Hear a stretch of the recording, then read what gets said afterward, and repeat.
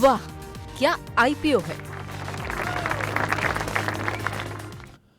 पहला नाम है सर मॉल बायो डायग्नोस्टिक्स का। आज इसका अलॉटमेंट होना है, कल ये बंद हो गया है। रिस्पांस काफ़ी अच्छा मिला है सर, 70 गुना ये आईपीओ भरकर बंद हुआ है और ग्रे मार्केट कह रहा है कि 145 रुपये ऊपर ये 952 रुपये के आसपास 18% प्रीमियम पर लिस्ट होता हुआ नजर आ सकता है। और इसी के साथ साथ सर धूत ट्रांसमिशन दोनों साथ में ही बंद हुए हैं, इनका भी अलॉटमेंट आज ही है जिन्होंने भी अप्लाई किया है। तो ये भी 276 रुपये के प्रीमियम के साथ कुछ 31-32% का पैसा बनेगा सर इसमें। अगर आपको अलॉटमेंट मिल जाता है तो 871 रुपये वाला शेयर ये 1147 रुपये पर जाकर लिस्ट होता हुआ नजर आ सकता है। तो मोल बायो जहां 70 गुना सब्सक्राइब हुआ है, दूध ट्रांसमिशन में 74 गुना से ज़्यादा की बोलियां मिली। और स्पेशली क्यूआईबी का पोर्शन देखिए 212 गुना से ज़्यादा यहाँ पे हमने सब्सक्रिप्शन बनता हुआ दिखा है। इन दोनों आईपीओस में जो बड़े संस्थागत निवेशक हैं सर काफ़ी एक्टिवली पार्टिसिपेट करते हुए नजर आए हैं। ये जब आईपीओ लिस्ट हो जाएंगे सर, अगर मान लीजिए इतने प्रीमियम पर ही लिस्ट हो जाते हैं जैसा ये ग्रे मार्केट दिखा रहा है, तो क्या रणनीति होनी चाहिए?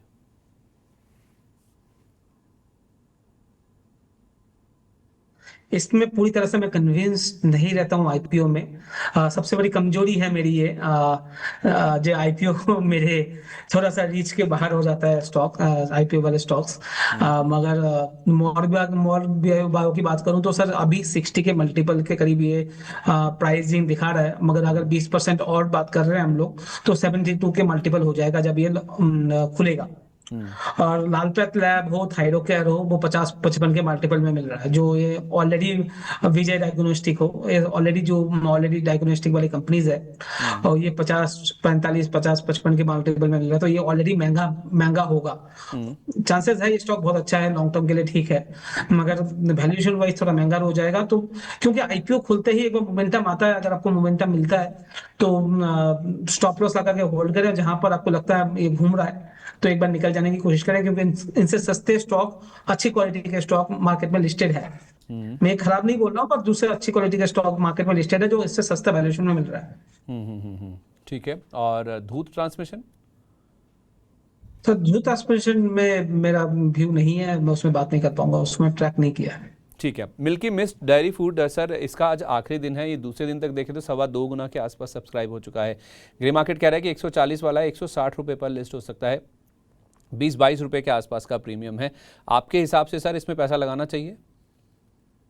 तो मिल्क प्रोडक्ट का है, करेक्ट जी जी। तब तो आईपीओ गेन के लिए लगाओ तो लगा लो, लॉन्ग टर्म के लिए तो नहीं लगाना है, अभी तो नहीं लगाना एटलीस्ट।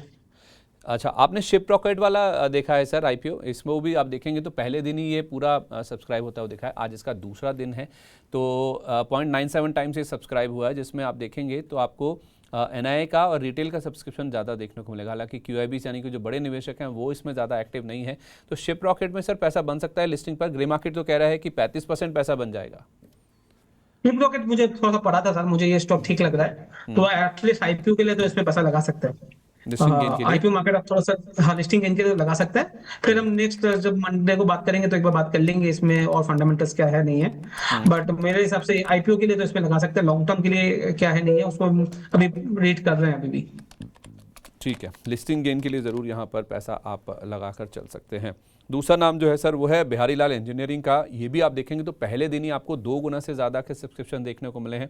ग्रे मार्केट कह रहा है 74 रुपये ऊपर, यानी कि 26% के प्रीमियम पर ये लिस्ट होता हुआ नजर आ सकता है। और जो लिस्टिंग गेन के लिए आते हैं एनआईआईज, इनका पोर्शन ज़्यादा सब्सक्राइब हुआ है सर, 2 गुना से ज़्यादा यहाँ पे बोलियाँ मिली हैं। और रिटेल भी काफ़ी उत्साहित होकर 2.25 गुना के आसपास की बोलियाँ लगा चुके हैं।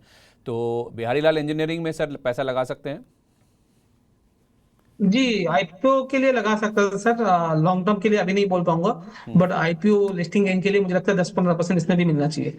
तो 10 से अभी के लिए तो 15%। आईपीओ में लग सकते हैं जी। ठीक है। ग्रे मार्केट कह रहा है 26% के आसपास पैसा बनेगा। और लोकेश जी कह रहे हैं कि 10 से 15% का अगर आपका एक्सपेक्टेशन है तो लिस्टिंग गेन के लिए, लंबी अवधि के लिए नहीं, केवल एक लिस्टिंग पॉप के लिए आप चाहें तो पैसा यहाँ पर लगा करके चल सकते हैं।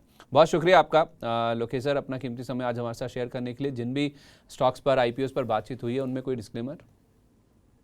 जी सर, 1-2 स्टॉक है जो मेरे पर्सनल पोर्टफोलियो में है, जैसे दिग्बी की हम बात की थी, ऑटो एंसिलरी, वो मेरे पर्सनल स्टॉक पे है, पर्सनल पोर्टफोलियो में ऑलरेडी है।